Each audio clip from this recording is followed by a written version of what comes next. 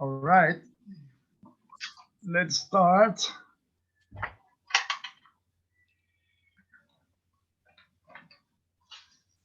We're singing Harinama Tuva Aneka Swarup, page 180 in English songbook.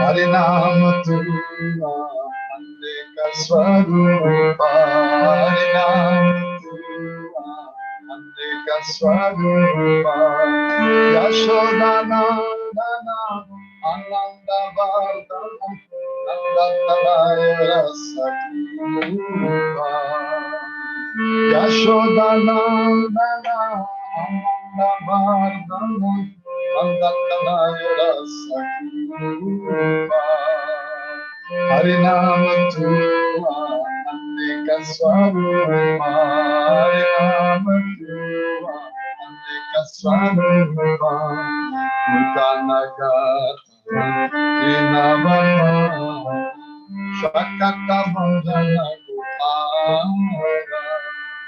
Mutanagata Vrinavana Shakata Bhajana Gopala, Murali Bhavana Agama Devardhana Govardhana Gairagara,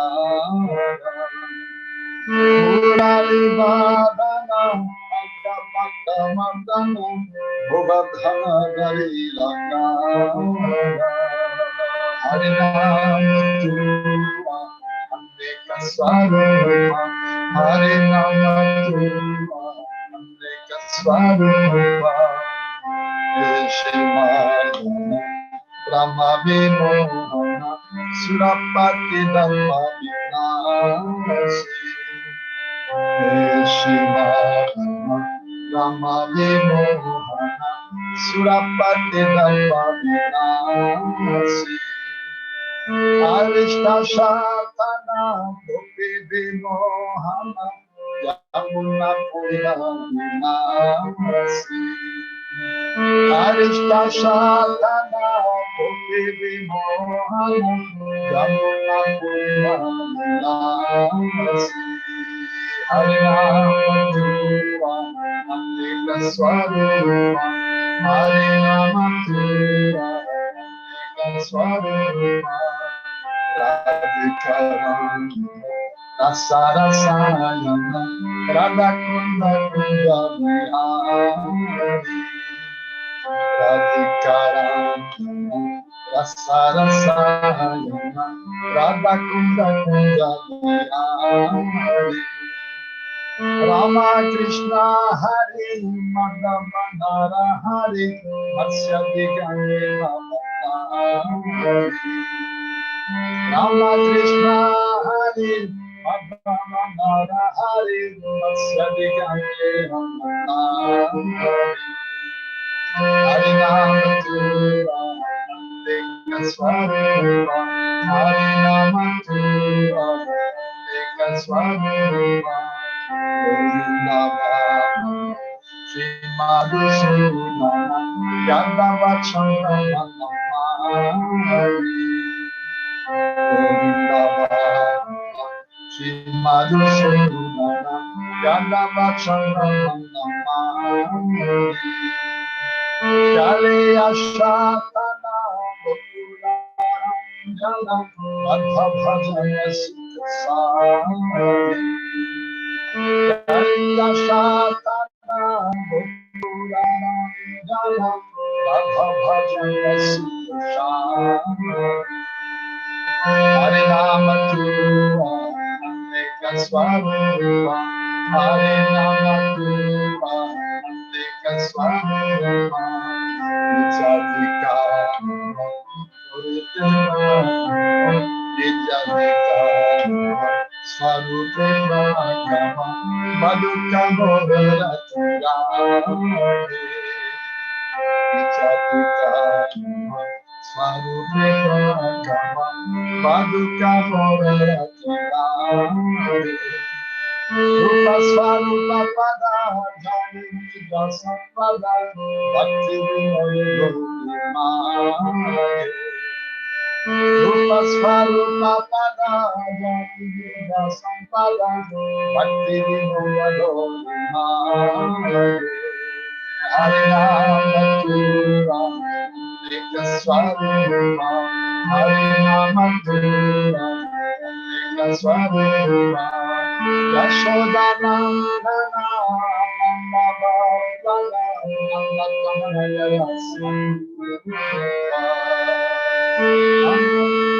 Yashodanandana Nandavardhana Nandakamaya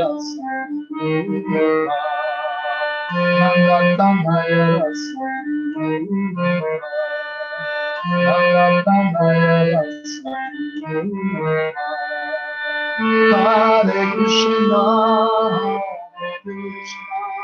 Krishna Krishna, Hare Hare, Hare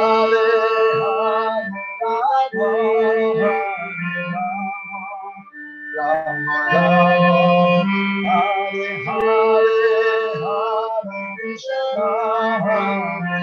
Hare Krishna, Krishna Krishna, Hare Hare, Hare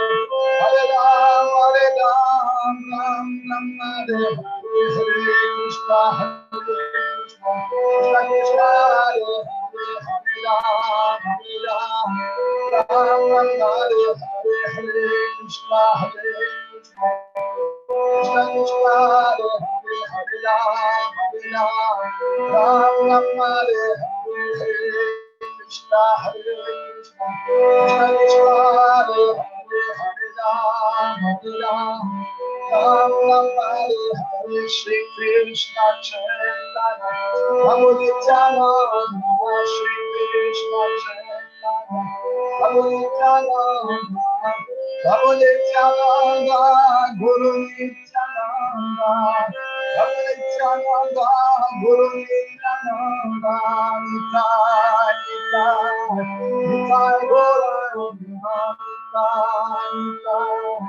Nitai, Gora, Nitai, Nitai, Nitai, Gora, Nitai, Nitai, Nitai, Gora, Nitai, Gora, Nitai, Gora,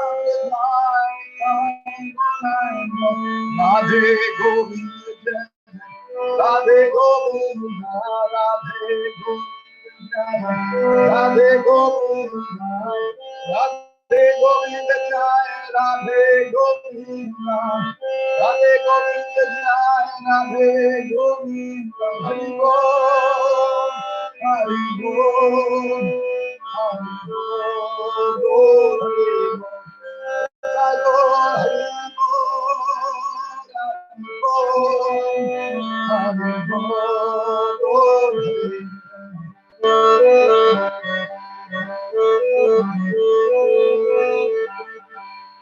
Hari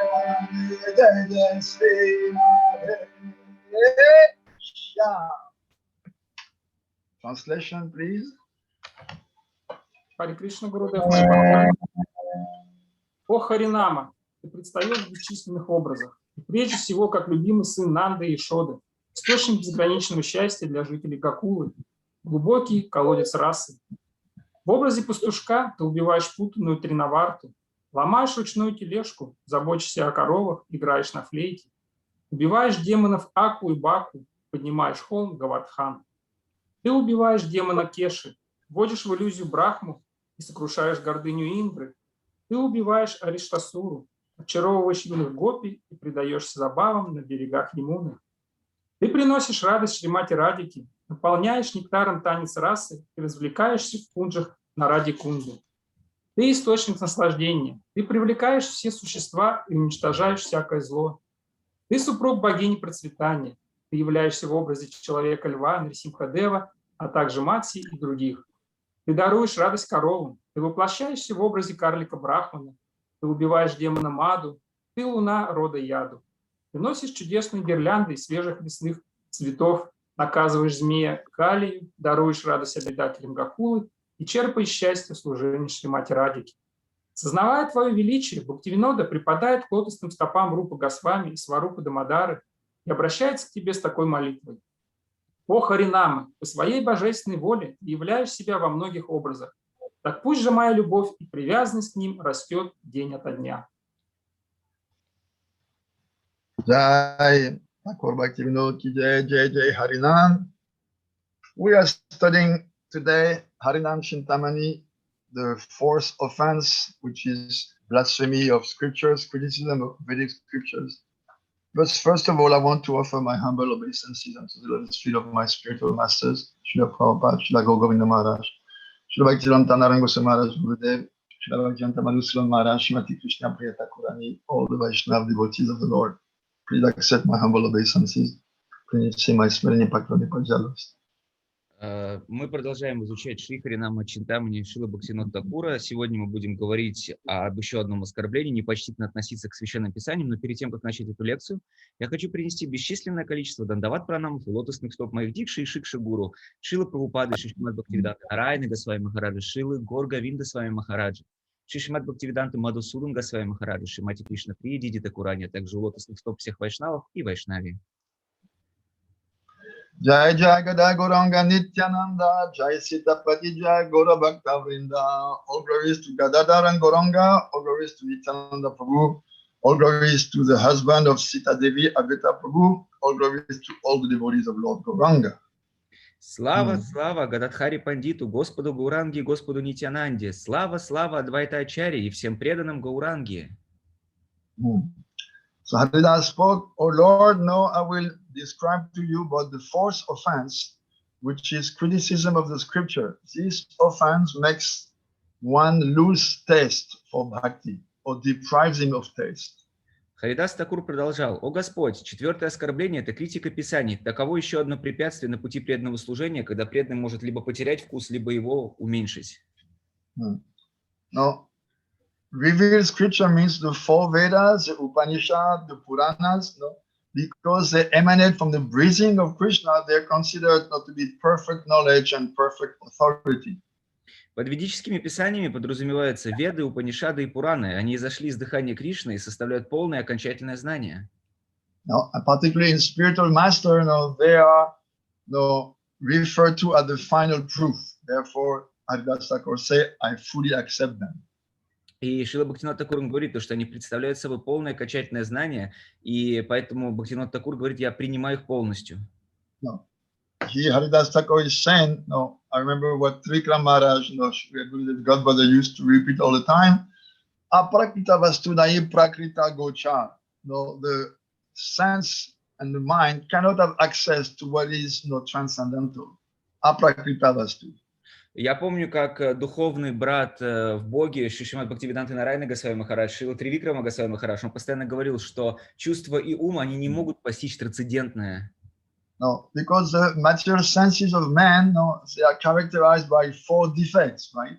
We all know those four faults. Потому что материальные чувства человека, они ведь характеризуются 4 недостатками, так ведь? Karanapatava, Brahma, Vipralipsa, Pramad. No, limited perception, illusion, no tendency to cheat, and inattention of the senses. Каковы эти недостатки? Это каранапатава, то есть ограниченные возможности, храма, это ошибочное восприятие, випралипса, это стремление выдавать желаемое за действительное, то есть склонность к обману, и прамад, то есть невнимательность или избирательность. So, if God had not revealed the scriptures, then the transcendental subject matters could not be approachable by man because of those 4 defects. И из-за этих 4 эффектов, если бы сам Кришна не дал миру 4 веды, в которых отсутствуют эти 4 недостатка, то кто бы смог идти вперед к духовной цели? So very mercifully, Krishna has given the 4 Vedas, which are free from all imperfection, and this way, through them, we can have access to the supreme absolute good. И по своей беспричинной милости Господь Кришна, Он дал обуславленным душам эти 4 веды, таким образом мы можем познать абсолютную истину. Krishna has revealed in the heart of the great sages when they were in full samadhi, all those scriptures. И все эти писания Кришна явил в сердце таких великих риши, которые находились в самадхи. So, what is the content of those scriptures? И каков предмет ведических писаний? We learn, that the paths of karma and jnana, they are secondary and they're worthless because they are independent. They're worthless as independent processes. They fully depend upon bhakti, and the path of bhakti is the essence of all Vedic teachings.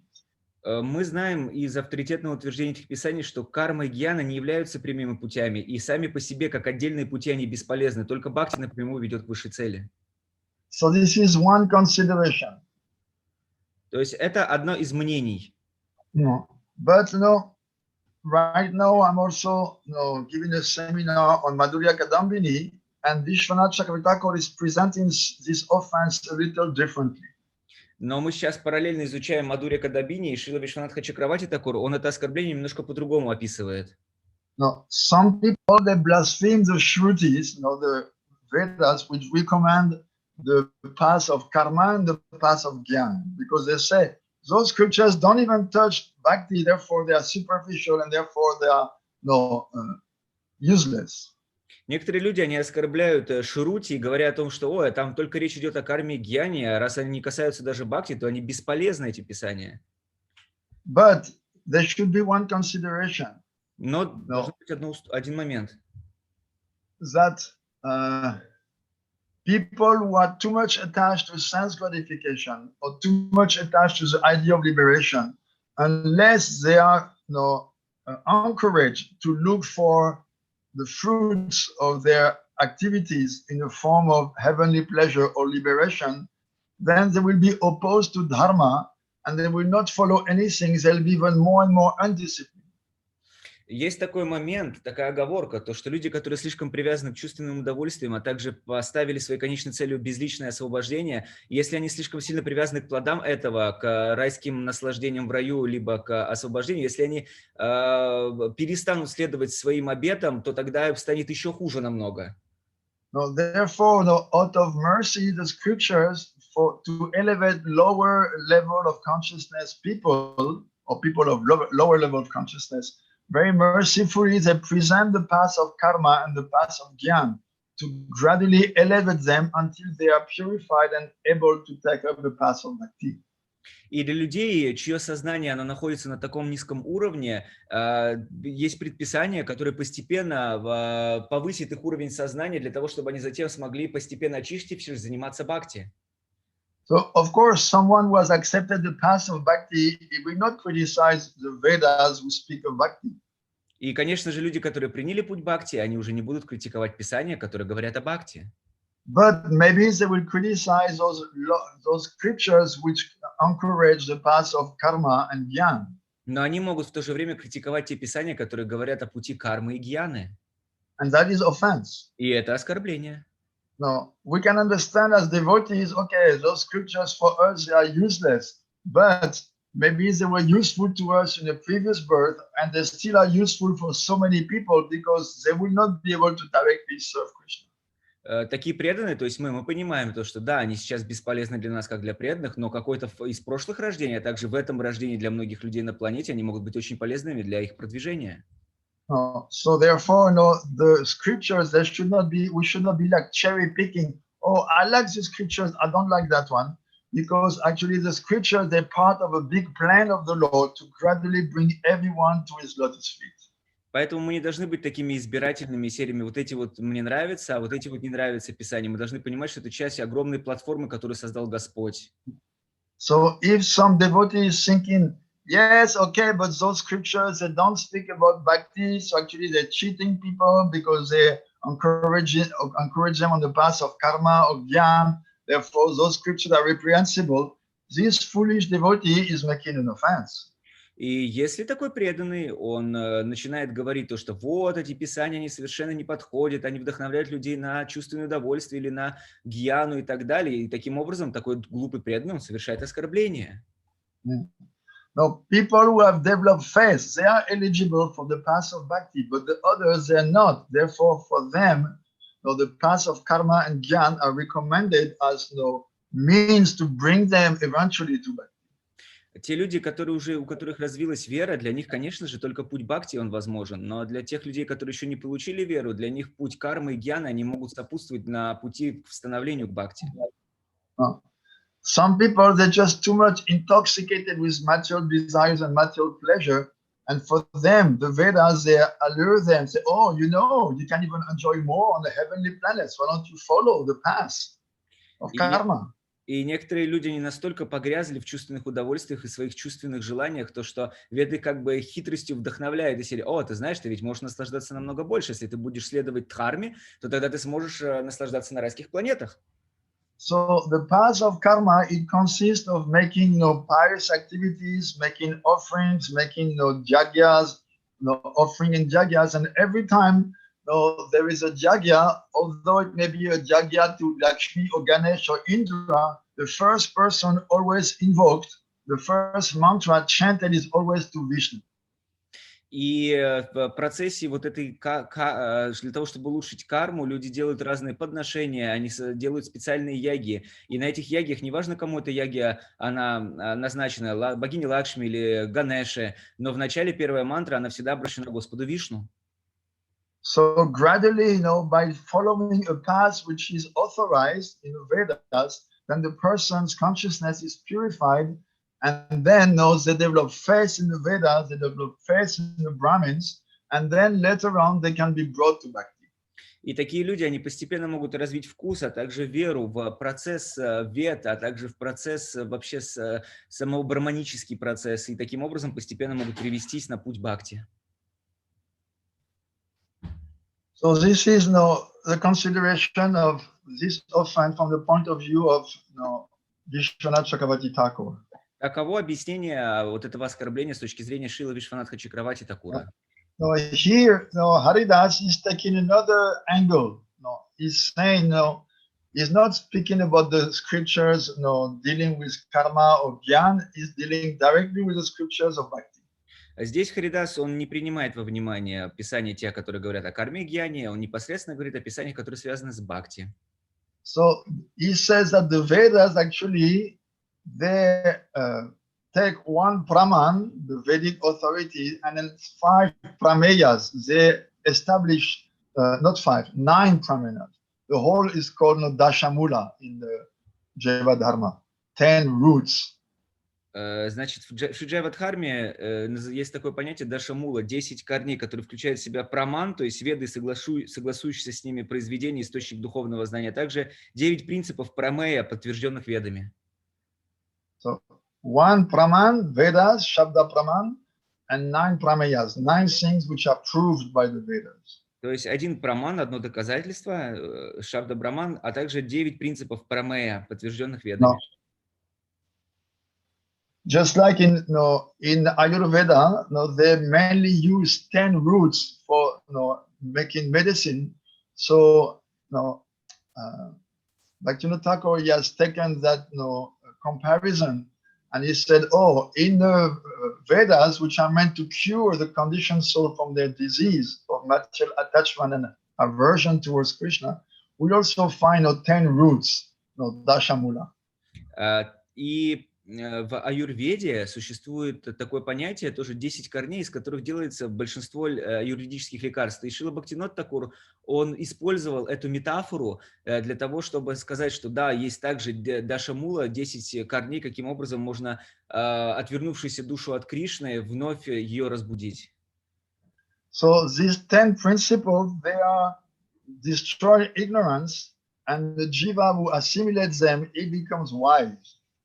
И эти 10 принципов, они просветляют дживу, и такая джива становится разумной. No. So the first part of the teaching is that Hari is the supreme truth.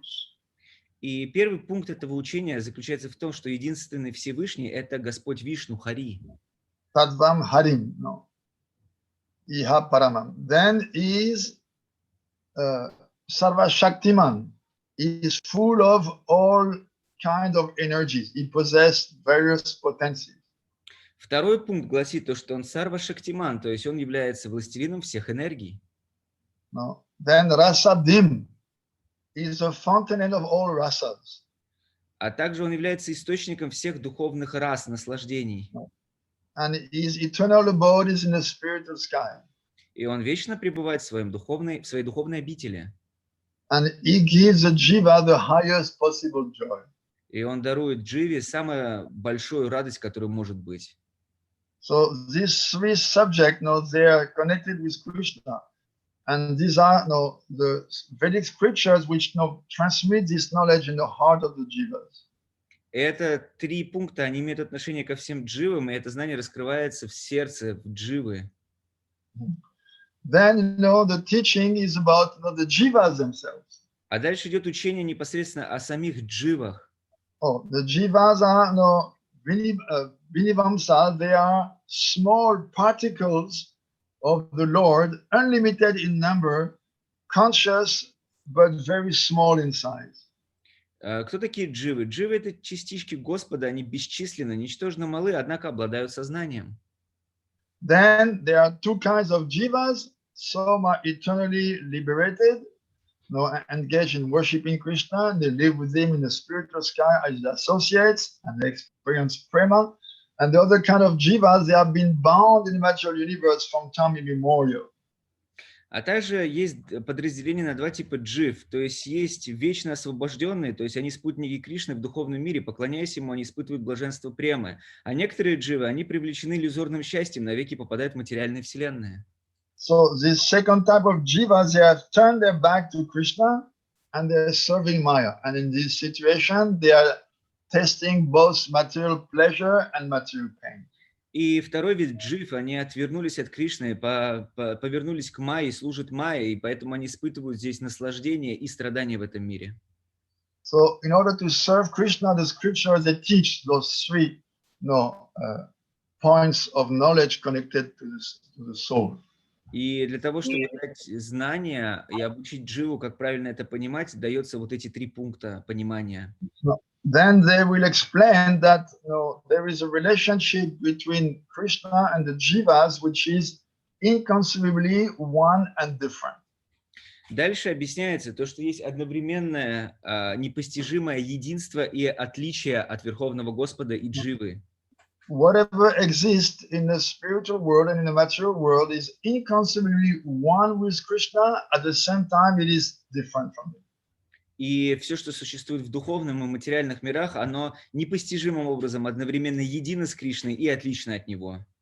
Now, for instance, the individual souls and matter, they are manifestation of Krishna's potency.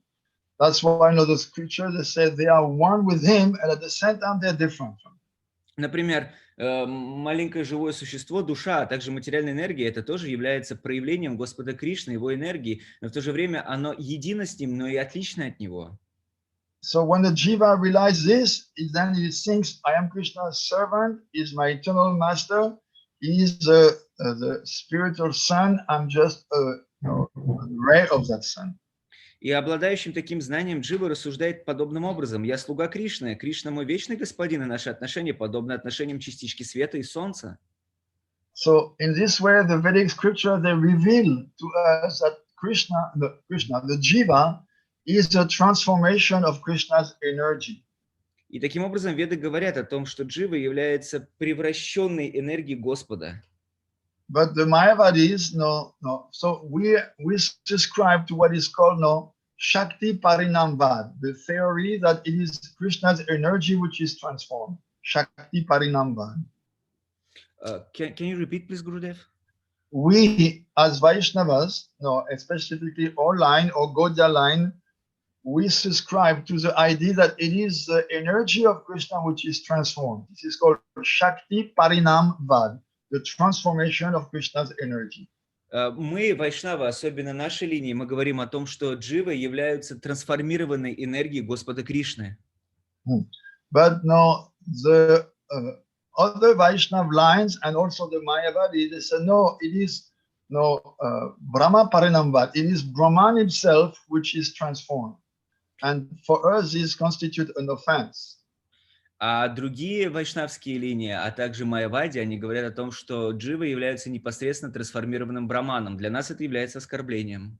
No, I'm not sure exactly if all the other, the 3 other lines, Vaishnava lines, I will have to check, but I know that some of them, they also think it is the absolute itself which is transformed. Vastu Parinamvad, or Brahma Parinamvad. The Mayavadis specifically, they say, yeah, Brahman is transformed and he becomes a jiva, and this is abominable. Я должен проверить по поводу, говорят ли все остальные 3 линии других сампрадай об этом, но майявади об этом точно говорят. Они говорят следующее, то что джива это сам трансформированный браман, но это абсолютно неприменимо, это неправильно.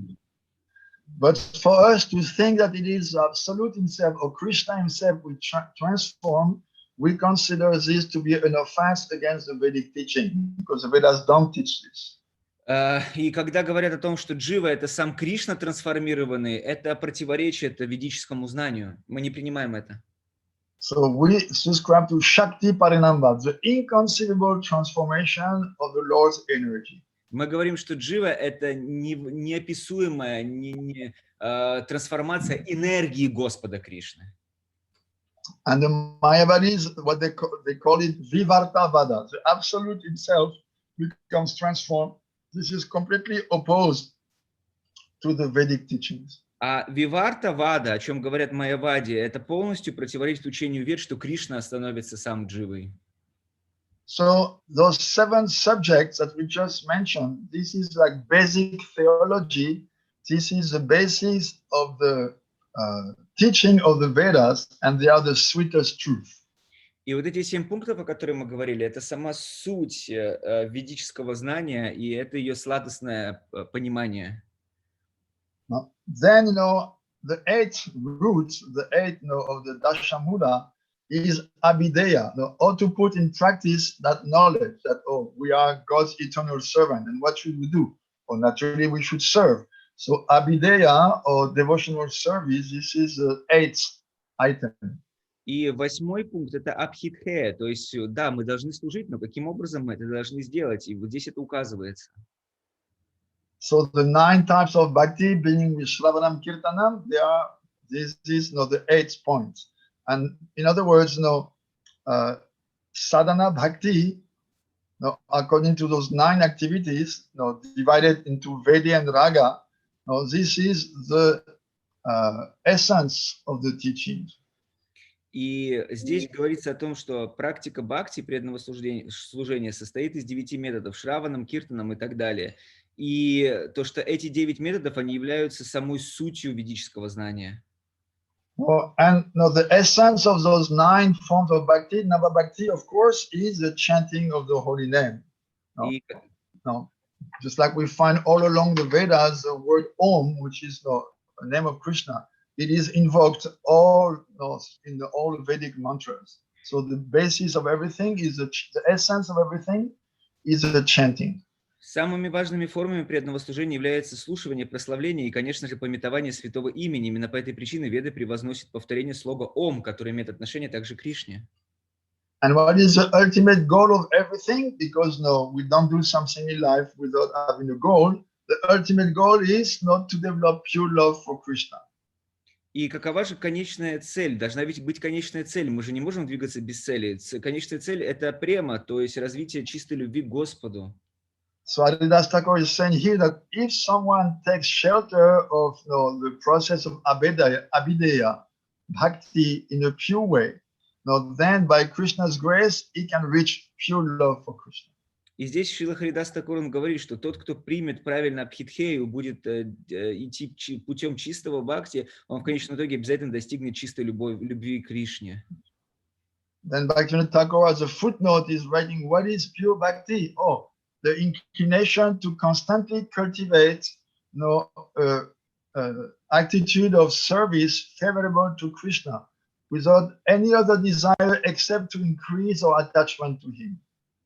И здесь Шрила Бхактивинода Тхакур делает пометку, он говорит, что же такое чистая бхакти? Чистая бхакти – это когда человек хочет развивать постоянную привязанность в хорошем намерении порадовать Кришну, в хорошем отношении к Кришне, и чтобы не было никаких примесей вещей, которые мешают этому.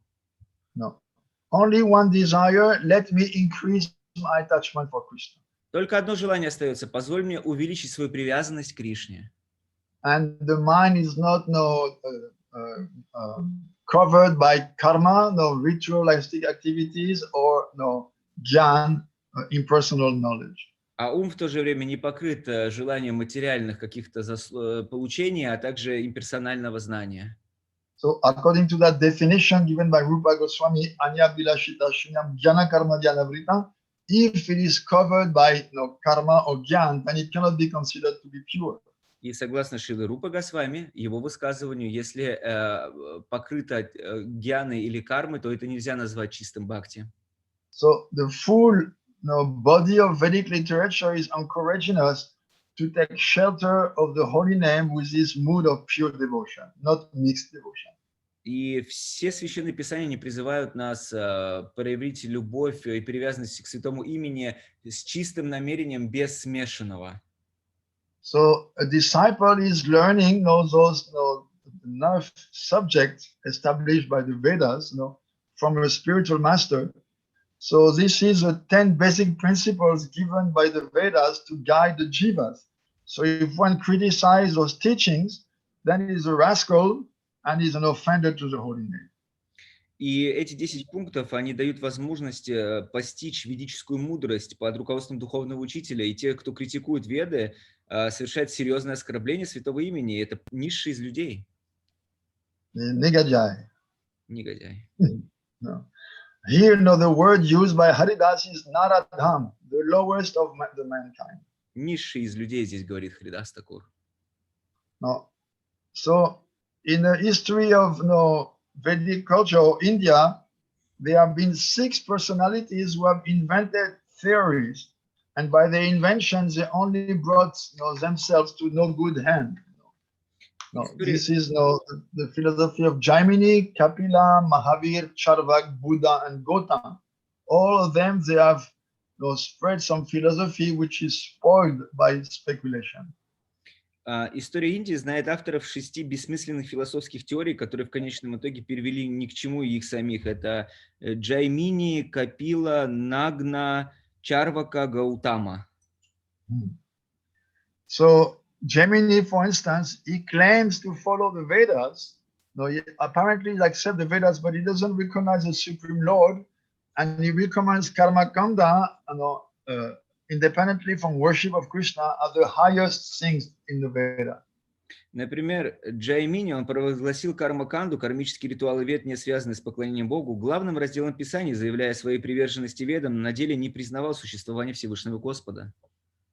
So Kapila Dev was an agnostic. So he imagined that the existence of God cannot be proved, but still he accepted the process of yoga, which is completely impossible to understand. If the goal of yoga is to come to God, but you don't accept God, this is very strange.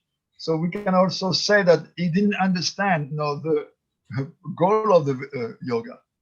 Капила считал, что Господь несовершенен. Он пропагандировал практику йоги, но не понимал, что и главная ее цель – это осознание сверхдуши.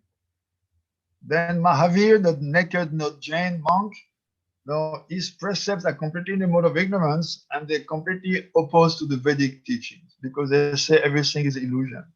Затем был Махавир, который полностью противоречил ведическим принципам, потому что он вообще говорил, что все есть иллюзия. Charvak was an atheist, so he did not accept Vedic authority. For he was a complete materialist. So his philosophy was that somehow or another, by begging, stealing, or borrowing, you should get ghee, and then because ghee is the essence of the best kind of food, so you should eat as much ghee as possible with your food. Материалист Чарвака был злостным атеистом. У него не было никакого почтения к ведическому писанию. Он говорил таким образом: неважно, украдешь ты, займешь или заработаешь ки, главное, чтобы оно у тебя было, потому что лучше из продуктов, и ешь его потом как можно больше. No, the Buddhists they are teaching more or less the same things. They have no respect for Vedic knowledge. They don't worship the Lord, and they think everything is only in terms of the human beings, no superior authority. И Гаутама, он тоже буддист, они вообще Buddha. Будда, он не признавал значения верховной личности Бога, и поэтому его учение находилось полностью на материальном уровне. Gautama, he was teaching nyaya or logic, but he was not worshiping the Supreme Lord. Гаутама, он проповедовал ньяю, то есть логику, но он не поклонялся Верховному Господу. So anyone who is bewildered by his aphorism, it just becomes caught up in Maya. И все, кто они стали последователями его афоризмов, их просто схватила майя. Actually, all these doctrines, they are in reality opposed to the Vedas. Sometimes it's obvious, sometimes it's more or less subtle. So an intelligent person shouldn't allow himself to be cheated by them.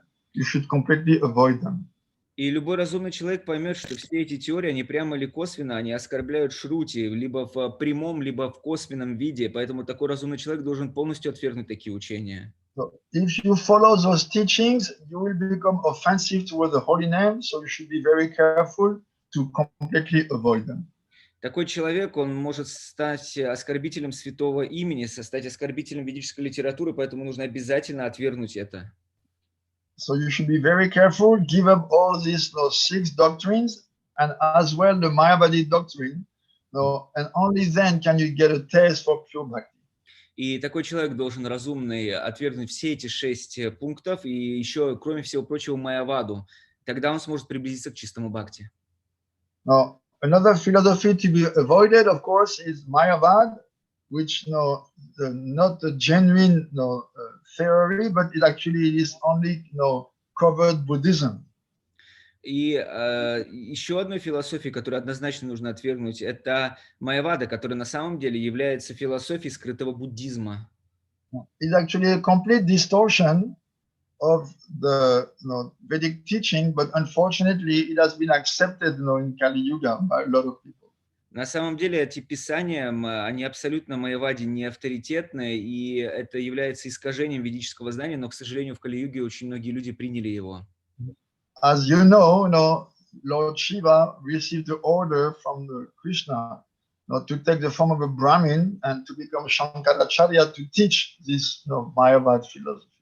Вы слышали, знаете, то, что по указанию Всевышнего Господа Кришны, Шива, он принял рождение в браманической семье как Шанкара, чтобы позже стать ачарьей. So just like Jaimini, which in one way seems to accept the Vedas, but actually is teaching like a distorted version of the Vedic teachings. So Mayavadis, they present Buddhist teaching on the basis of the Vedas, but they're hiding the essential meaning of the Veda, which is bhakti.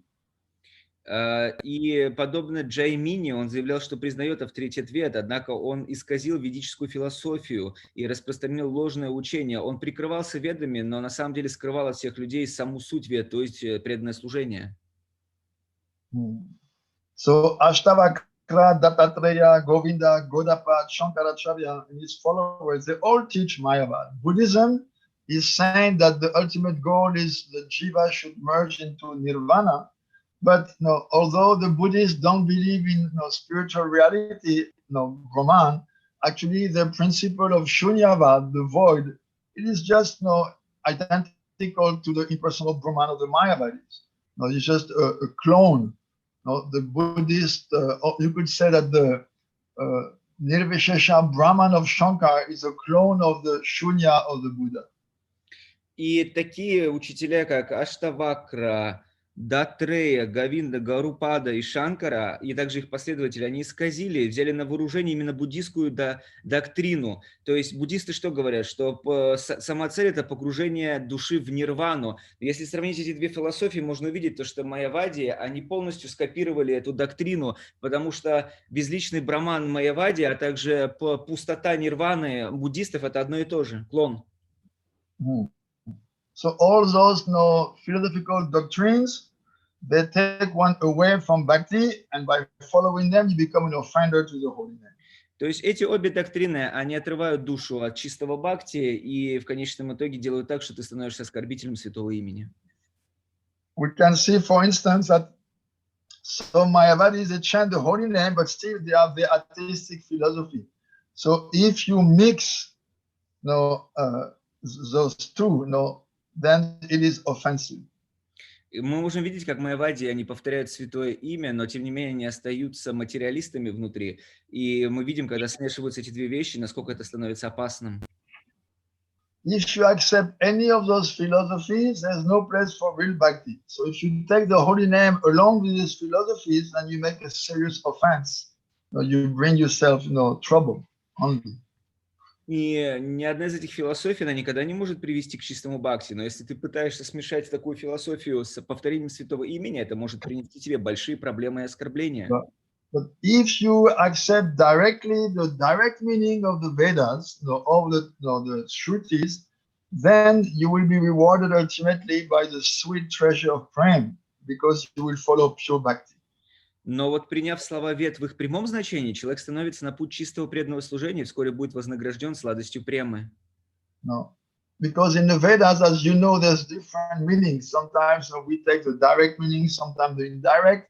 But if you take the literal sense of the teachings, then you come to the conclusion that all the Vedas ultimately they teach only pure bhakti to Krishna. Тот же, кто без всяких на то оснований настаивает на косвенном, метафорическом толковании вед, не обретет истины, оскорбляя Кришну, он просто призывает на себя погибель. But those who invent other meanings to the scriptures, usually they are mistaken. No, they are going away from the absolute truth, and their life is ruined by their offenses. И такие люди, которые изобретают свои доктрины и толкования, они в конечном итоге отдаляются от абсолютной истины и совершают оскорбления. Now, as we just saw, the syllable Om that you find in all the Vedas, it is Krishna's name. So by pronouncing this name, Om, the jiva gradually, rises up until Krishna's eternal abode. И мы знаем, что главное слово вед – это звук Ом, есть не что иное, как имя Кришны. Произнося имя Господа, живое существо достигает его вечной обители. Now, in the Shri Sampradaya, the devotees, they use a lot this, Om mantra. Например, вайшнавы Шри Сампрадай в качестве имени Кришны повторяют именно слог Ом. So the Vedas, they teach that the holy name is Krishna's spiritual form in this world. And this truth is revealed even by namabhas, even by the chanting a shadow of the holy name.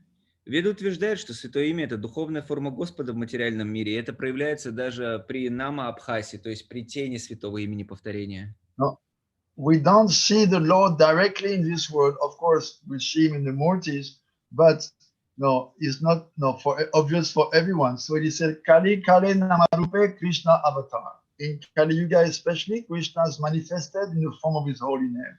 Everyone can have access to this. Мы, конечно, можем видеть в материальном мире форму божеств, но в основном в Кали-югу говорится о том, что Кришна проявляет себя именно в форме святого имени. Таким образом, каждый может достичь Кришны. So the unfortunate fool who is neglecting all those Vedic teachings, he commits the offense to the holy name, which is called blasphemy of the Vedic scriptures. И такой глупый человек, который оскорбляет священные писания, он таким образом совершает большое оскорбление. Yeah, because no, the Vedas, they teach chanting of the pure name as the main process. So if you criticize them, it's offense to the name. Потому что Веды, они провозглашают, что самый главный процесс – это чистое воспевание святого имени. И кто не признает этот процесс, они оскорбители. Haridas is saying the Maharaja, the great soul who dedicates himself to chanting the holy name, oh, he will experience the opulence of prema, which is within the name, under the guidance of the scriptures. И Шрила Харидас Такур, он говорит, преданный, принявший прибежище святого имени, напротив, признает абсолютный авторитет Вед и так обретает нектар Кришна премы. All the Vedas are saying, just chant the holy name, and by this you will achieve the highest form of love and bliss. Все Веды говорят, просто воспевайте имя Хари, и вы обретете высшую любовь и блаженство. No, there's no ecstasy which is comparable to the ecstasy you will find in divine love that you will obtain by chanting pure name. Нет такого экстаза, выше экстаза, чем вы сможете обрести, повторяя чисто святое имя. And the Vedas also say, even in the spiritual world, all the liberated souls, what are they doing? They're also chanting the holy name. И Веды говорят, что делают в духовном мире. Все великие преданные, пребывающие в духовном мире, постоянно погружены в пение святого имени. In Kali Yuga, it is unfortunate that some people, they worship, the goddess of illusion, and they give up the bliss of chanting the holy name. Прискорбно, что в Кали-югу даже так называемые великие бхакти избегают сладостного имени Всевышнего Господа и вместо этого поклоняются его энергии иллюзии Майя-деви. So they avoid the Supreme Lord Krishna, and the sweetness of his name, and instead they worship Maya. И вместо того, чтобы повторять сладостные имена Всевышнего Господа, они поклоняются Майе. So they take shelter of tamasic tantras, and then they criticize the Vedic authority. И пропагандируя идею тамасической тантры, учения, предназначенного для находящихся в гуне невежества, они тем самым принижают положение Вед. So they're very, they take a lot of pleasure in eating meat and drinking alcohol and other sinful activities. Такие люди, они жадные до мяса и вина и до других всяких греховных действий. So those blasphemous people, they will never be able to know the real name or enter in Vrindavan, Krishna's eternal abode. И таким хулителям Писания никогда не обрести ни имени Кришны, ни вечной обители Вриндаваны. Now another point is coming, that we need the sincere blessings of Maya Devi. И еще один пункт здесь проявляется, то, что нам нужно искреннее благословение Шри Майя Деви. What, Maharaj? What you saying? We need the blessings of Maya? Махарадж, что вы такое говорите? Нам нужны благословения Майи? Что? I thought we were supposed to worship Krishna and not to worship any demigod, and Maya is a demigoddess. Вы же сами говорите, что нужно поклоняться Кришне, а полубогам не надо поклоняться, а Майя Деви, она ведь полубогиня. And what does it mean, her sincere blessing? Does she give blessings which are not sincere? И что значит ее искреннее благословение? Она что, дает какие-то благословения, которые не являются искренними? Yes. Да? No, she gives nishkapat or honest blessing without any duplicity, and she also gives sakapata blessings like cheating, bewildering blessings.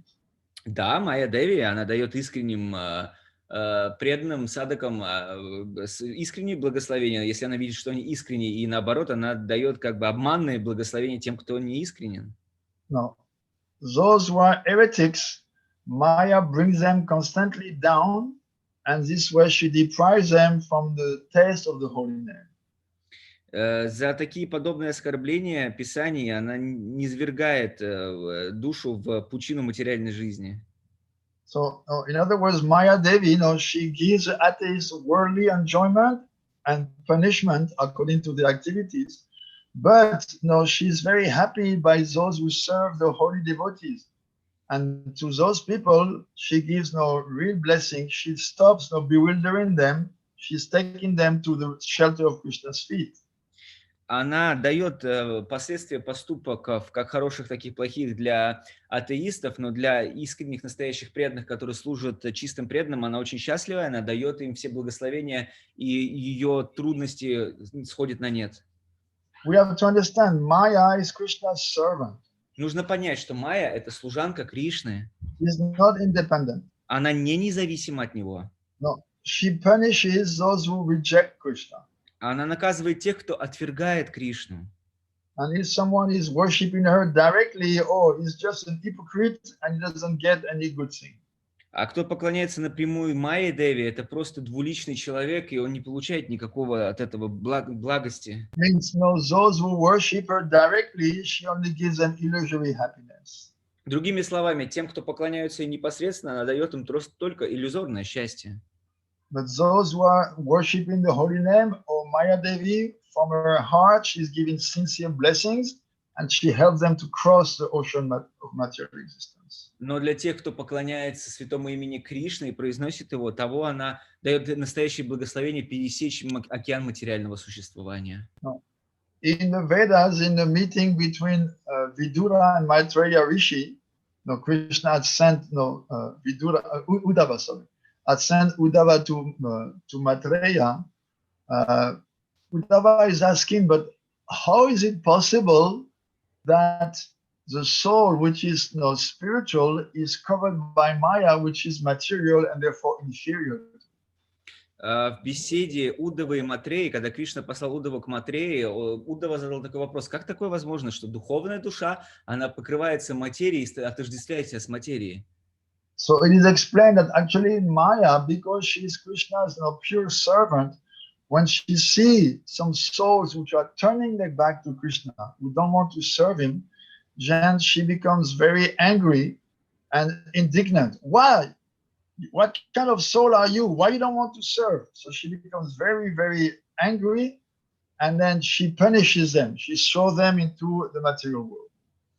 И дается объяснение такое, когда Майя Деви, которая, будучи чистой служанкой Господа Кришны, она видит, как душа отворачивается и поворачивается спиной Господу Кришне, нежелание служить ему, она становится очень-очень злой, и она говорит: что ты за душа такая, ты не хочешь служить Верховному Господу, и она бросает эту душу в материальный мир.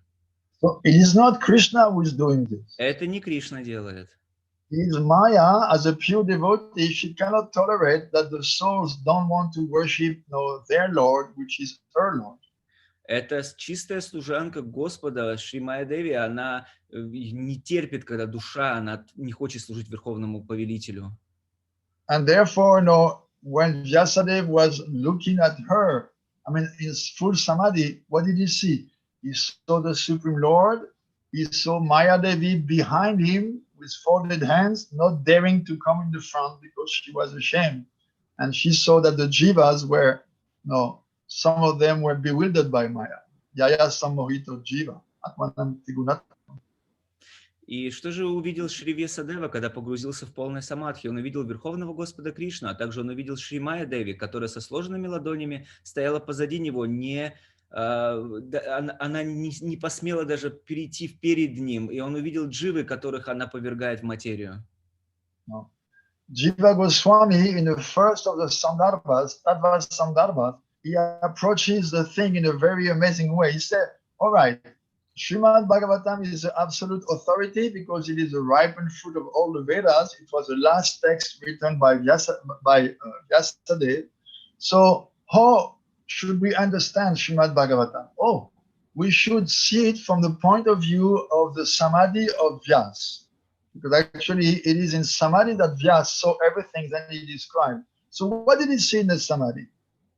И Шрила Джива Госвами в своих самбандарах, он объясняет то, что мы должны смотреть на Шримад Бхагаватам как на последнее и самое совершенное произведение Шрила Вьясадевы. Но на самом деле, с какой точки зрения мы должны смотреть на Шримад Бхагаватам? С точки зрения Вьясы, находящегося в самадхи. А что же видел он там? So he said he saw the Supreme Lord and he engaged in his spiritual pastimes. Он сказал, что он увидел Верховного Господа, который был занят своими вечными играми. Then he saw the jivas bewildered by Maya. А затем он увидел джив, которых покрывает Майя. No, he saw some jivas, they are liberated from Maya. И он увидел, что некоторые дживы, они были освобождены от майи. He saw the Lord has so many potencies. И он увидел Господа со всеми его многочисленными энергиями. And he saw Maya behind the Lord with folded hands and ashamed. И он увидел Майю Деви, которая в стыде стояла с ладонями у груди позади Господа. So why was she ashamed? А почему ей было стыдно? Because she knows that her treatment of the jivas is not really approved by the Lord, but at the same time she cannot tolerate the offense.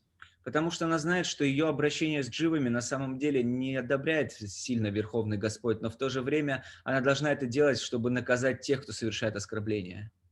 And another reason that she is ashamed, according to the, I think Srila Swami, is that she sees, oh, the Lord, he has so many other potencies, and the potencies, they all have a deity, just like Maya Devi, she's a deity of illusory energy. So all those goddesses, they perform so many wonderful services, and she was thinking, but my service is so bad. Как ужас. How? What I have to do?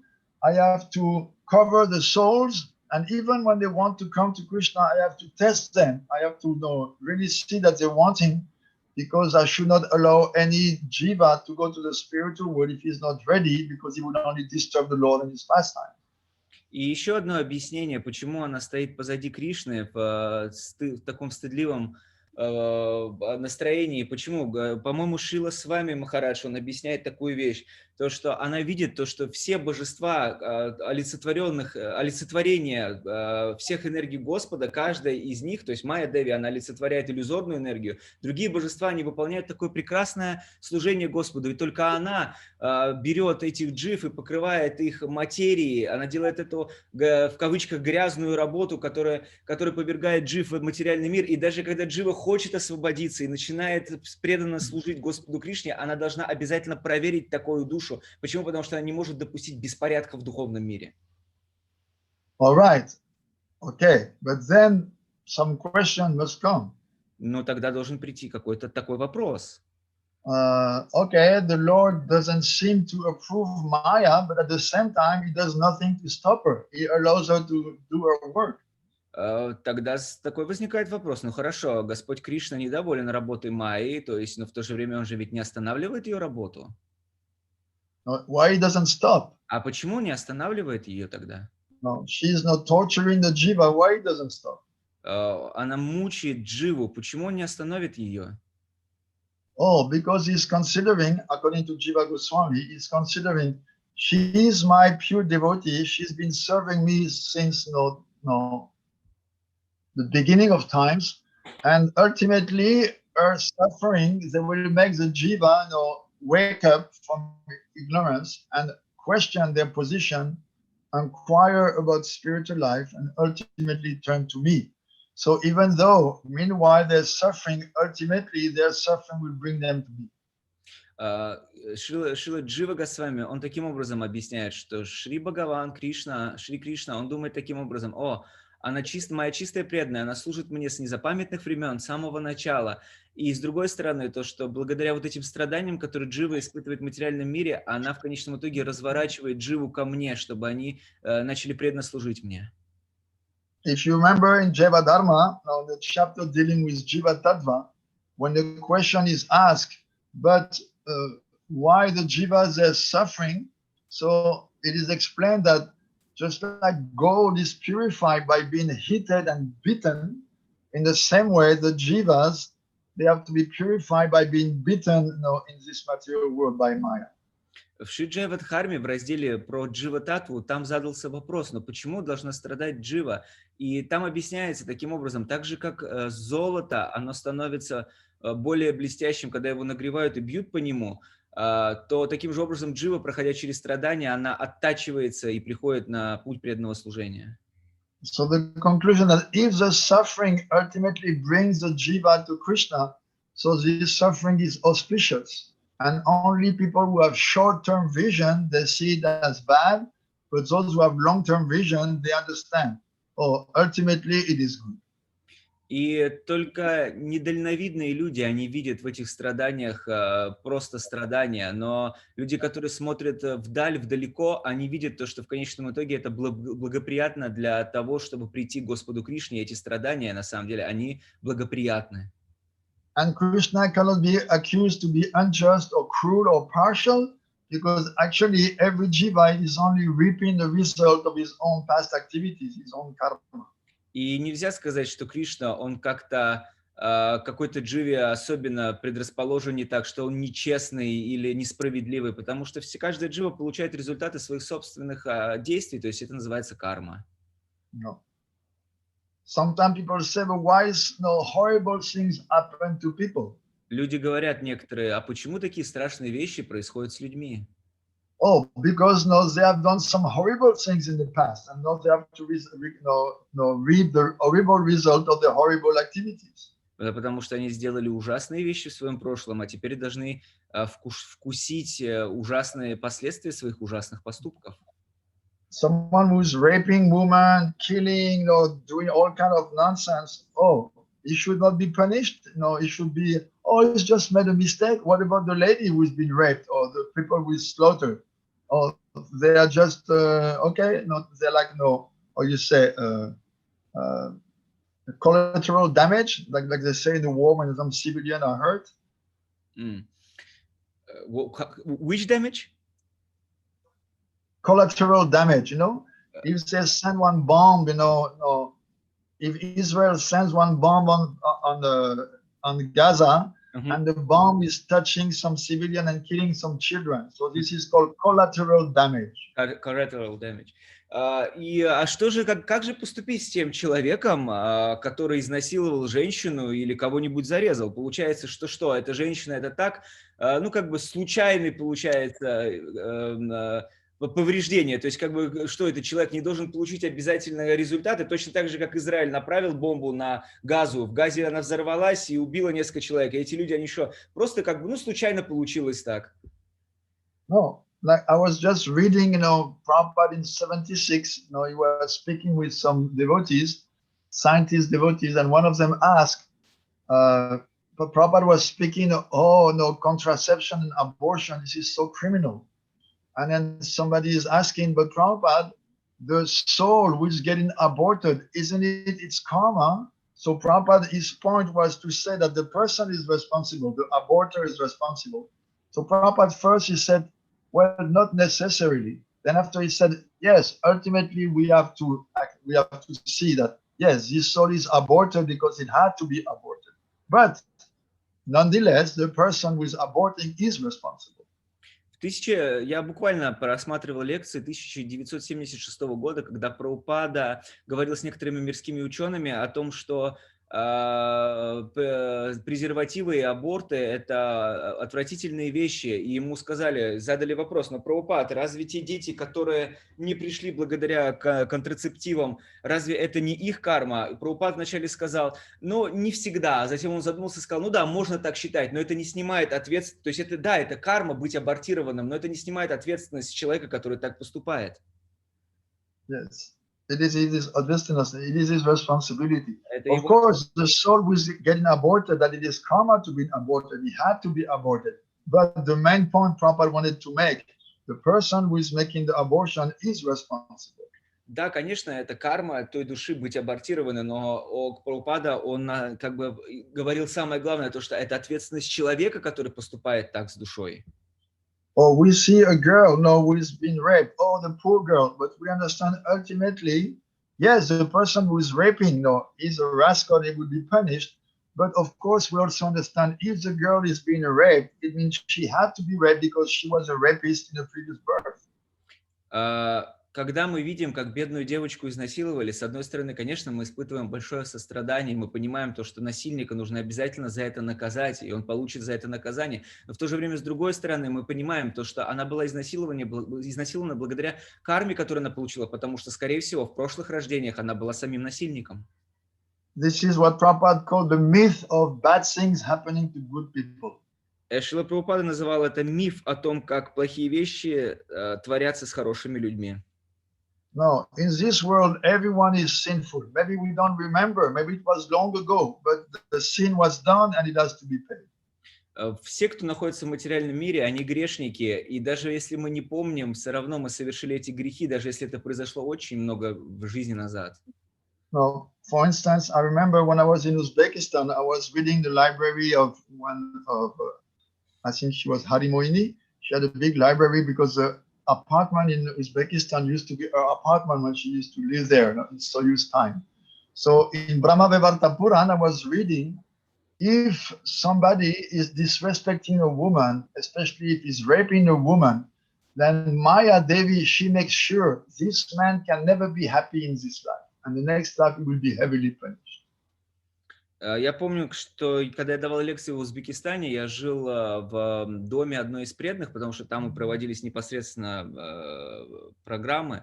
Я помню, я читал в одной из Пуран, написано было такое, то, что когда мужчина насилует, то есть не уважительно относится к женщине, особенно если он насилует женщину, Майя Деви, она гарантирует, ставит штамп, то, что он не будет счастлив в этой жизни, а также будет жестко наказан в следующем рождении.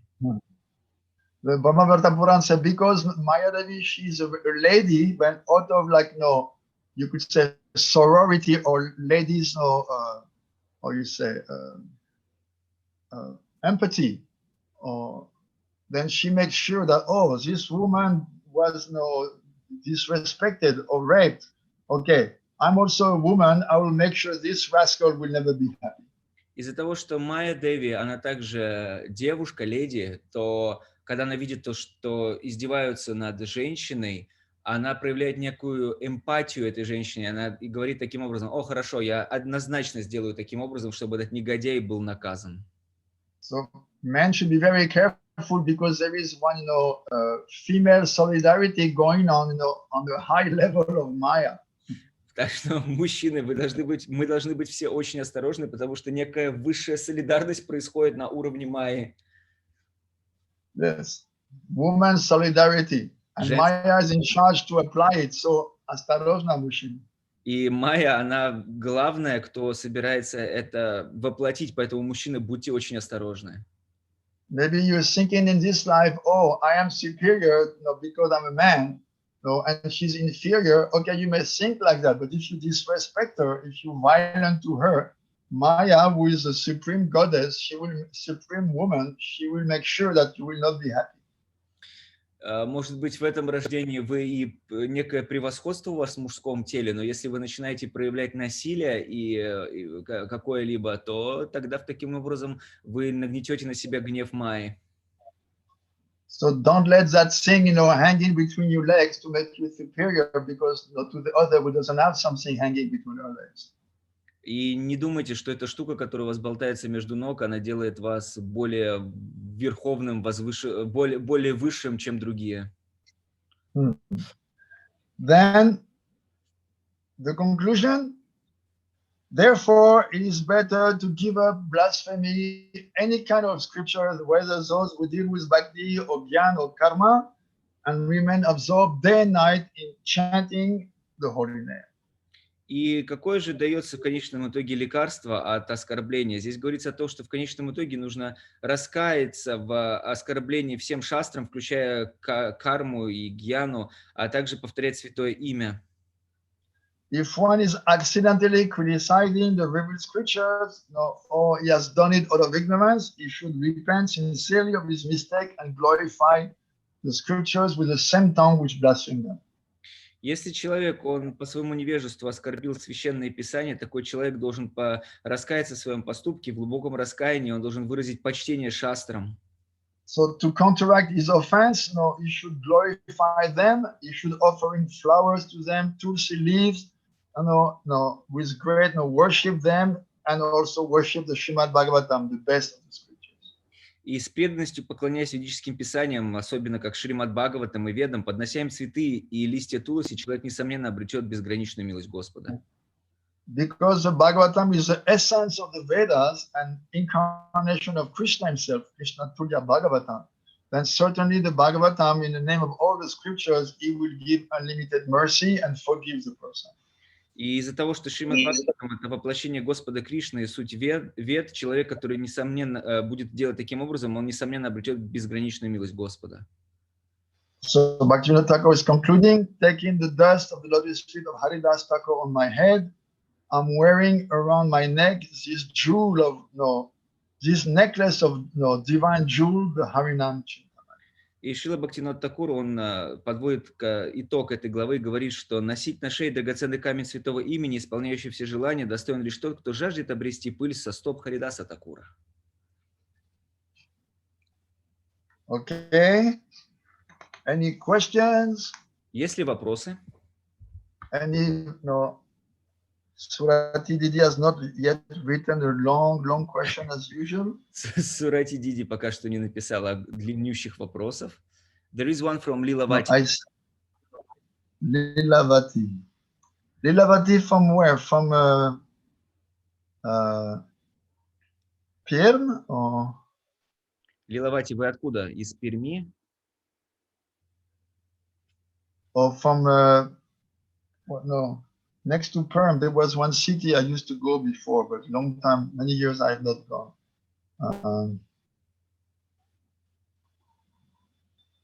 And I forgot my memories. I will be 68 this month on the 12th, and I see my memory is really going down. I can't even remember that city. There was one Lilavati married with one Dhananjaya there, but they separate. I can't even remember the city. Is between Perm and Ufa? No. No? It is a few hours from Perm. Okay. There was practically only ladies in that city, and actually one of those ladies, she married one French devotee, one of my friends. Wow. She knows living in France. But my memory is so bad. Oh, Lilavati from Kemerovo. Okay. Ученица Дамодар Маharaj. Спасибо. Okay, вопрос. My Dandavat Pranams Maharaj. My elder son, he has a spiritual name and he wears tulsi on his neck. Meat and fish he doesn't eat, but he cannot resist and stop eating different things from the shop which contains eggs and maybe chips with the onion. Can he go on wearing kantimal or it's better to take them off by now? No, better he keeps the kantimala, they will protect him. He's still how old is the boy? Сколько лет мальчику? Лучше оставить кантималы на шее, они будут защищать его. Сколько лет мальчику? If you take away his beads, maybe he will feel rejected, or I'm not a devotee anymore, or my mother doesn't love me anymore.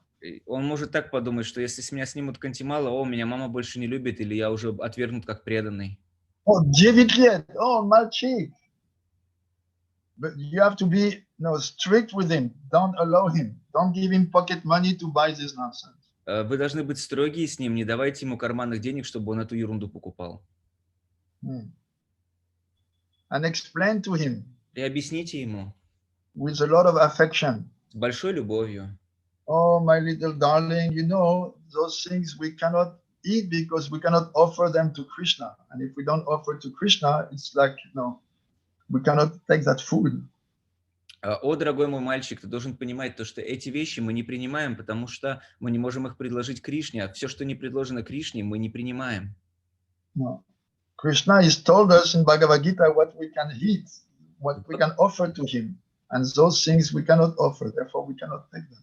В Бхагавад-гите Кришна говорит те вещи, которые можно предложить ему, а те вещи, которые предложить нельзя, мы не предлагаем ему. Но, может быть, муж нет преданным, и поэтому мальчик следует мужем. Отец нет преданным или что?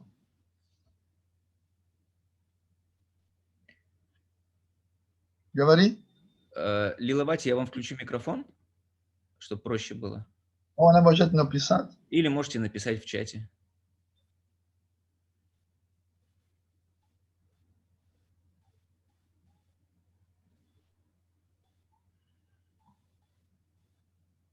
Я ничего не вижу. Преданный. She says, Sadashiva is my husband.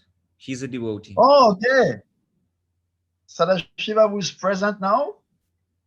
Садашива сейчас присутствует на лекции. Sadashiva Das, who is looking at me now. Садашива Дас, который на меня сейчас смотрит.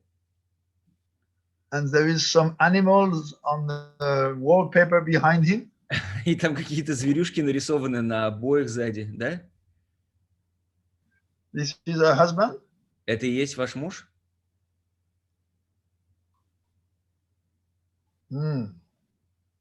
Father should be strict. Father is the one who is teaching the law to the boys. Папа должен быть строгим, папа должен обучать ребенка. From the father, the boys get the sense of what is to be followed or not. От папы мальчик познает, что можно делать, а чего нельзя. So father has to be strict because he's teaching the sense of the law. Папа должен быть строгим, потому что он обучает основам. Or maybe it is the babushka who is not spoiling the boy. Может быть, это бабушка, которая испортила ребенка. Then Madhava Mohini, Madhava Mohini from Moscow. А дальше идет вопрос Мадхава Мохини, который из Москвы. Дандават пранам с Гурудев. At the beginning, in material world, Jiva comes in which body? Because the body of a man, it comes... so the body of a human, it comes through the step-by-step process, or you can get directly the body of a human when the jiva comes to the material world. So Srila Prabhupada is explaining that usually the first birth is as a demigod. Шрила Прабхупад, он объясняет то, что обычно первое рождение дживы, она рождается в теле полубога. No, I think Srila Bhaktisiddhanta Saraswati Thakur and also Srila Sridhar Maharaj say the first birth is on Brahma Loka as a demigod. Шрила Бхактисиддханта Сарасвати Тхакура, а также Шрила Шридар Госвами Махарадж, они говорят то, что первое рождение дживы, оно происходит на Брахмалоке. Some people say, but I don't remember reading this, that Sridhar Maharaj says the first birth is as Brahma himself. You take birth as one Brahma. И некоторые старшие преданные, такие как Шрила Шридар Госвами Махарадж, они даже говорят, что первое рождение дживы, это они рождаются в теле Господа Брахмы. But some people say, no, this is a mistake in translation. Actually, you take birth on Brahma Loka, Brahma Pada, not as Brahma. Но некоторые люди говорят, что это ошибка в переводе. На самом деле они рождаются на Брахмалоке, но не самим Брахмой. Unless you consider that at the first creation, when there was nobody yet, all the jivas who fell, they all became one Brahma in the one universe. Либо можно заключить такую вещь, что когда не было ничего, и был такой Господь Брахма, джива стал этой Брахмой и в какой-то определенной вселенной, скажем так, можно так сказать. But, when we chant Gayatri, we have three Mahavritis, Bhur, Bhuvar, Svar. So Svar means the higher planets, Brahma, Satya Loka or Brahma Loka. Then Tapoloka, Mahaloka, Jana Loka. This is Svar. So first you take birth on those higher planets, and then gradually you come down, down, down, then come into Bhuvar, the Earth planet and similar planets, then Bhur, the lower planets. Then you go down in animal species, and you go down, down, down, down to all the different kind of animals and birds and insects, aquatics, plants. And then when you reach the bottom, again you go up step by step, and you come back to the human form. Когда мы повторяем мантры, гайатри мантры, Ом Бубурва Сваха, то есть мы говорим то, что Сварга — это как раз то место, райские планеты, куда приходит вначале джива, она рождается там, потом она постепенно падает до человеческих планет, таких как Земля, такого типа, потом она опускается все ниже, ниже, ниже, потом в животные формы, потом в насекомые формы, там птицы, вниз, рыбы и так далее, ниже, ниже, ниже, в конечном итоге до совсем низких форм, и затем она поднимается наверх. Now, Srila Narayana Maharaj, 2 times he said something very interesting. In Italy, I remember when I was asking, he said actually the first form that you take, the first birth and you take, it depends upon your degree of your desire for independence. If you just desire a little independence from Krishna, then you take birth on a very high level, like Brahma Loka. But if you want complete independence, then you may go directly, to human form without going through all those, higher forms of demigods. Шри Шримад Бхактивидантой Нарайана Госвами Махарадж несколько раз сказал очень интересные вещи. Я помню, это было в Италии, я был рядом с ним. Он сказал то, что все зависит от степени желания быть независимым от Кришны в начале. Если степень независимости, она маленькая, то ты рождаешься полубогом. А если степень желания быть полностью независимым от Кришны, тогда ты сразу попадаешь без полубога, сразу попадаешь куда-то в человеческое тело. Like this. He said it depends on the desire, and also, of course, there's Krishna's sanction. И это, он сказал, что это зависит, конечно же, от желания Дживы, а также, конечно же, от санкций Верховного Господа Кришны. He said if somebody wants, they can take birth as a blade of grass. И он сказал, что если кто-то хочет, может родиться просто пучком травы. No. Then I asked, well, who would want to take birth as a blade of grass? And he answered, Uddhava wanted to take birth as a blade of grass in Vrindavan. А я спросил, Махарадж, кто захочет родиться пучком травы? А он ответил, как же, Уддава захотел родиться пучком травы во Вриндаване. Gurudev is always so transcendental, he just gave that answer, I couldn't believe it. Гурудев всегда был настолько трансцендентным, он всегда давал такие ответы, которые невозможно поверить в них. As soon as I heard who wants to take birth as a blade of grass, he said, oh, Uddhava wanted. Как только я спросил, да кто же захочет родиться травинкой, он сказал, как это кто? Уддава хочет? Then he would get the dust of the gopis, or actually of one gopi, which means Srimati Radharani. И тогда он сможет получить пыль с лотосных стоп гопи, и особенно с одной гопи, которая является Шримати Радхика. Then she's acting не бактери muy приходим в материальный мир, потом разве. What means? Does it mean that we are not coming for the first time as bacteria, and then we develop? No. Нет, you start from top, then bottom, then up again. Сверху вниз, а потом снизу идем вверх. No, I remember seen one video of Srila Bhakti Maharaj because explaining exactly like this. Я помню одно видео, где Шрила Бхакти Госвами Махарадж, он объяснял эти вещи. He said actually, if you have come down from the Tatastha Avastha, in between the two worlds, and then you come down, and when you come to human form, you don't take advantage to go up. Now you come down all the way down, then you go up again, and it's the first time that again you have come to human life. So that means, in that case, if that's just one time, one wave all the way down and again up, that means minimum 16,600,000 births. Он объяснял такую вещь, что если ты пришел с Татастха-авастхи, прошел все вот эти рождения, потом опустился вниз, прошел человеческую форму жизни, опустился вниз, затем ты поднялся вверх до человеческой формы, впервые, если ты сделал это только один раз, это значит, что ты минимум 16 миллионов 600 тысяч раз родился. And if we have been playing the yo-yo many times, then you cannot calculate. А если мы играем вот в эти йо-йо игры, то тогда это невозможно считать количество рождений.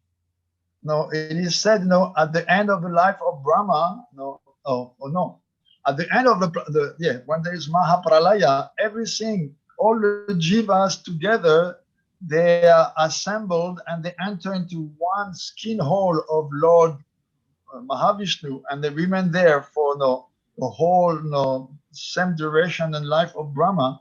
And again, when they come out, they come out according to their karma. So maybe we have been like recycled, quote unquote, like that many times. We don't know. Therefore, it is said we are anadi bahirmukha. It is so long, it is like without beginning. There was a beginning, but we cannot trace it. At the end of the life of Brahma, yes, Gurudev? Yes, there is this pralaya. Mm-hmm. Everything goes back into Lord Vishnu. И в конце жизни Господа Брахмы все дживы, они входят в поры Махавишну и находятся там время столько же, сколько равно жизни Брахмы. И это означает то, что таких циклов могло быть неограниченное количество. И поэтому и говорится то, что мы с незапамятных времен. То есть, да, есть такой момент, когда мы пришли в материальный мир, но он настолько был давно, что говорится с незапамятных времен. I was reading yesterday, in second canto of Bhagavatam, one purport, Prabhupada is saying, creation is called Anadi because you cannot trace the date. Even a partial creation lasts for 86 million years. Even partial creation. What to speak of the whole duration of creation? 311 trillion years. Я читал Шримад Бхагаватам, вторую песню, и там говорится в комментариях Шрилы Прабхупады, что уж говорить, почему называется с незапамятных времен, потому что даже частичный отрезок творения это 86 миллионов лет, что уж говорить про целую жизнь Вселенной, которая равняется 311 триллионам лет. Окей, мадам Моини? Хорошо, мадам Махини? You're doing okay in Moscow? Everything all right? Что, у тебя все хорошо в Москве? Все замечательно у тебя?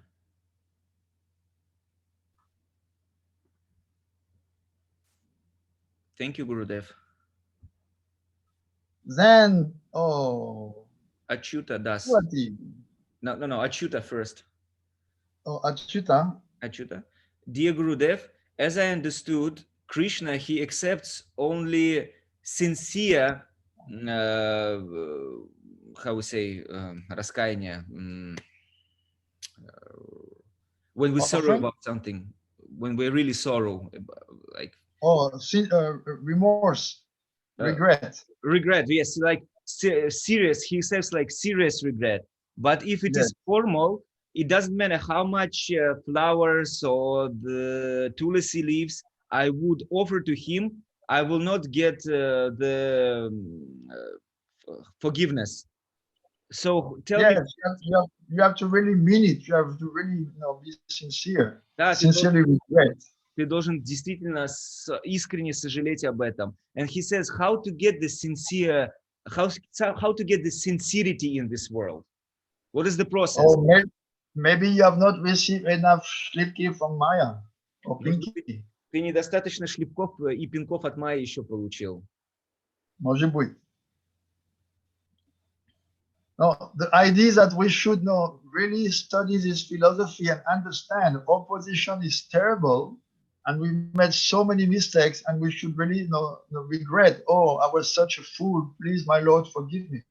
Процесс он таков, то что мы должны, изучив Священное Писание, понять, что мы наделали кучу просто тупейших вещей, глупых вещей, и мы должны искренне молиться Господу, я был таким идиотом, таким дураком, Господь, прости, пожалуйста, меня.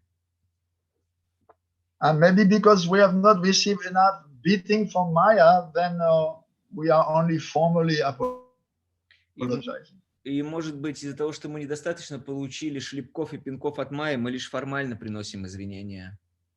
But we should understand, my position is terrible. Но мы должны понять, мое положение, оно ужасно. Maybe right now you're not suffering so much, so you forgot. But actually, opposition in this world is ужас. Может быть, мы сейчас недостаточно сильно страдаем, чтобы понять, но на самом деле наше положение, оно ужасное. Then Surati, Maya on Goloka Vrindavan is Yoga Maya. In Devida Maya, and then Vaikuntha Maya, that's Yoga Maya. Сурати задает вопрос. Пожалуйста, примите мои поклоны. Майя на Галоке Вриндаван – это йога Майя, а в Девидхаме – это Маха Майя, а на Вайкунтхе Майя – это кто? Гурудев Махарадж говорит, это йога Майя. Actually, even in this material world, Yoga Maya, for instance, she's covering Krishna's form from the rascal. Даже в этом материальном мире йога Майя, она проявляет такую вещь, такое служение, то что она покрывает форму Кришны от негодяев. You can ask Ati Sundari, she will explain to you very nicely because she has heard it nicely that Maya, she has two faces. One is Maya, one is Yoga Maya. Just like now we read, when you want to enjoy this world, then Maya is cheating you. And when you sincerely want to serve Krishna, then she changes face. She becomes Yoga Maya, and she gives you knowledge to come to Krishna. So also in this material world, both are working, Maya and Yoga Maya. Actually, it's one electricity. One same electricity can give cold or heat. So one energy can manifest as Maya or Yoga Maya. Вы можете спросить у Ати Сундари, она очень хорошо знает эти вещи, она вам расскажет. А вообще, то есть мы только что прочитали об этом, то, что это та же самая энергия, точно так же, как электричество, оно может давать либо жару, либо холод. В материальном мире оно может проявляться как йога-майя, а также как маха-майя. Йога-майя дает знания, а маха-майя, она дает забвение. Oh, Ati Sundari, why using this picture, like hot girl from Instagram? Why not you use a simple picture of yourself? Ати Сундари, почему вы не используете другое изображение, а вы используете изображение как горячей девушки из Инстаграма? Put simple picture with nice tilak. Поместите хорошее изображение с тилакой, пожалуйста. Not like looking one Maya Devi from Instagram. А не так, как выглядит Майя Деви из Инстаграма. Окей, дочка? Хорошо, дочка? Lavant Kumar, no вопрос from me, no question.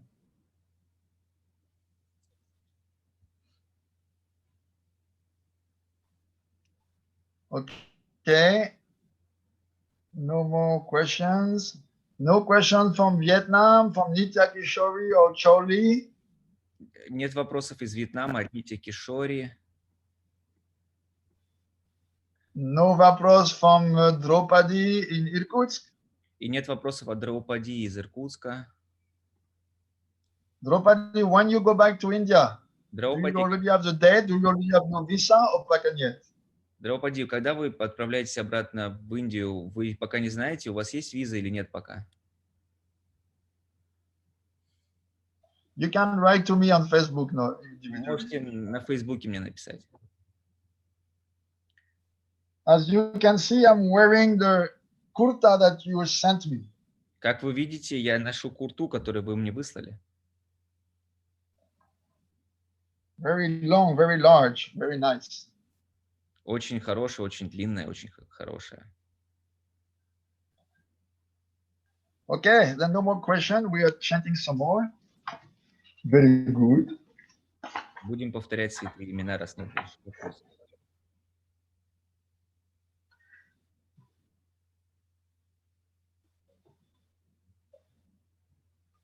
Lavant, still no initiation. What to do until getting initiation? Oh, pray, chant, and cry.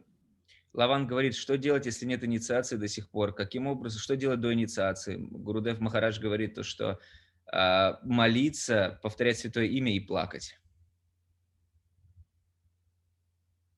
Bhakti-йога, bhakti-йога, bhakti-йога, dhana, bhakti-yoga, hey Krishna, smarana kramdana. No, Vrindavan Thakur is writing in Chaitanya Bhagavat. What is bhakti? Bhakti-yoga means you are chanting, remembering Krishna, crying. Вриндаван Дас, он объясняет в Чайтанья Бхагавате, что такое бхакти-йога. Бхакти-йога – это вспоминать о Кришне и плакать. Remembering Krishna and crying. Помнить о Кришне и плакать. All right, so let's chant something. Давайте споем.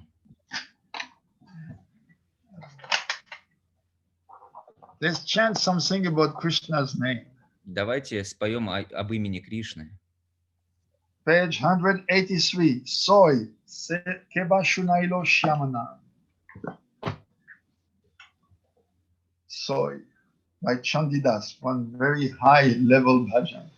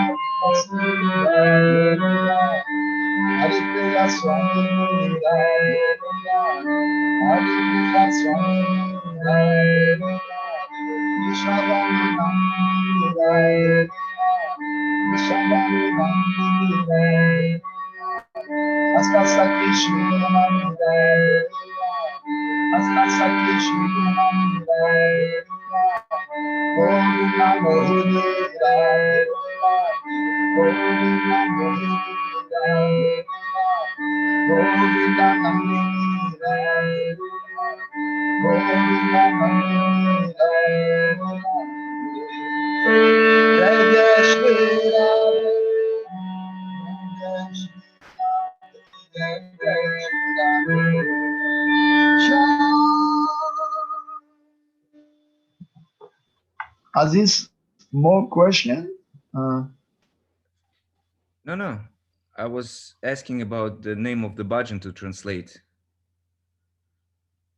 Oh, не могу найти перевод. Нет, шумно. What is шумно? Shumna, noisy. I was asking, can you translate, please? She says no, because it's noisy. Oh, okay. But now we can translate. Now it's okay. We found the translation. Thanks to Navina and to Adi Sundari. So, о моя милая Саки, кто впервые заставил меня услышать имя Шьяма? Как только это имя коснулось моего слуха и проникло в сердце, я потеряла покой. Невозможно представить, сколько меда сокрыто в этом имени. Оно так сладко, что мои уста ни на миг не могут с ним расстаться. Стоит мне начать повторять его, как оно целиком поглощает меня. О, Сакхи, встречусь ли я когда-нибудь с его обладателем? Если его имя вызывает во мне столько чувств, то что же будет со мной, когда оно прикоснется ко мне? Разве могут юные девы в его присутствии оставаться набожными? Я хочу выкинуть его из сердца, но не могу ничего с собой поделать. О, где же лекарство? Что мне делать? Чандидас говорит, являя красоту своей юности, Шьямасундара крадет целомудрие благочестивых дев. But we should understand this is completely transcendental. Но мы должны понимать, что это полностью трансцендентно. Because Krishna ultimately is the husband of every soul. Потому что в конечном итоге Кришна, он является мужем каждой души. And also, if you remember, during the time of Brahma Vimohan Lila, when Brahma was illusory because of Krishna's Yoga Maya, it lasted for 1 year. During that year, all the little gopis, they married the cowherd boys, but during that year, Krishna had taken the place of all the cowherd boys. So actually, all gopis were married with Krishna in a secret way. Вы помните то, что во время того, когда Брахма под воздействием йога Майи, он украл всех пастушков, в этот год все гопи молодые, они вышли замуж за гопов, но этими гопами был сам Кришна, который явил себя. Так что в конечном итоге он таким образом стал их мужьями. Lust is a product of Rajagun, but Krishna is Nirgun, is completely transcendental. So there's no lust in Krishna's body and no lust also in the gopis.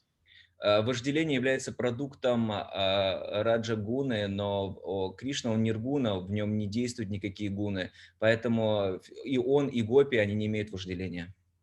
It's just it is because there's no other language, so their loving pastime they're described with this useless language of material world because we don't have access to another language.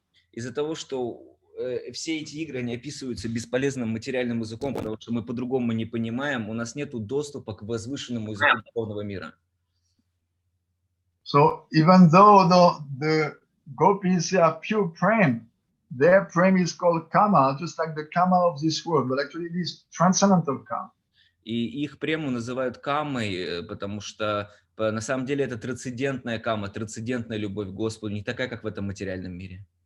And Krishna, in this world, Madan or Cupido, he is the one who is inspiring lust. But Krishna is Aparakrita Navina Madan, the transcendental, ever new Cupid of the transcendental world. And he is arising the so-called lust of the gopis, which actually is pure praying. В материальном мире Купидон, он является тем, кто зарождает вожделение в сердцах. Но на самом деле Кришна, он также является трансцендентным Купидоном, который тоже возрождает в сердцах гопи но это не что иное, как чистая према. When we are chanting Gayatri, we meditating on that transcendental Cupid. И когда мы читаем Кама Гайатри, мы фокусируемся, медитируем на трансцендентного Купидона. Kamadeva. Камадевы. He's sending his 5 arrows of flowers. И он шлет нам эти 5 стрел цветов. The amazing beauty of his form.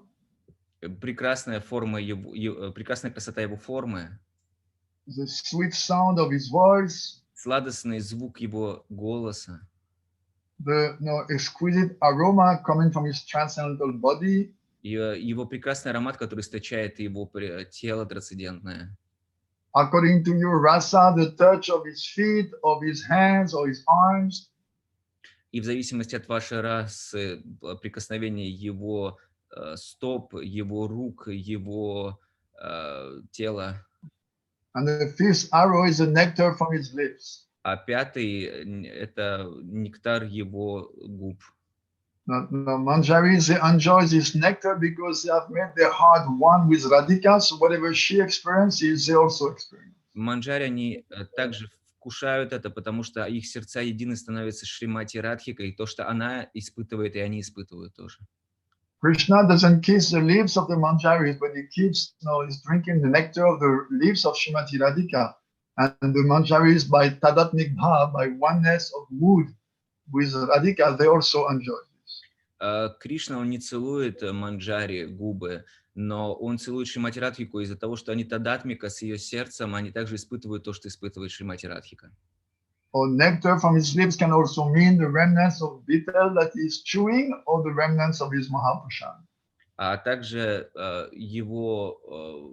может означать остатки его прасада, то есть его прасада, а также бетеля, который он ел. So when we chant our Kamagayatri, we meditate on this translator Cupid, praying that he manifests in our heart in his immaterial form. И когда мы повторяем Камагайатри, мы медитируем на то, чтобы и просим, чтобы он медитируем на то, чтобы он проявился в своей изначальной трансцендентной форме. Nitai Go Premanande Shri Gurudev Ki Jai. Vidyata Vidyam Seskoro.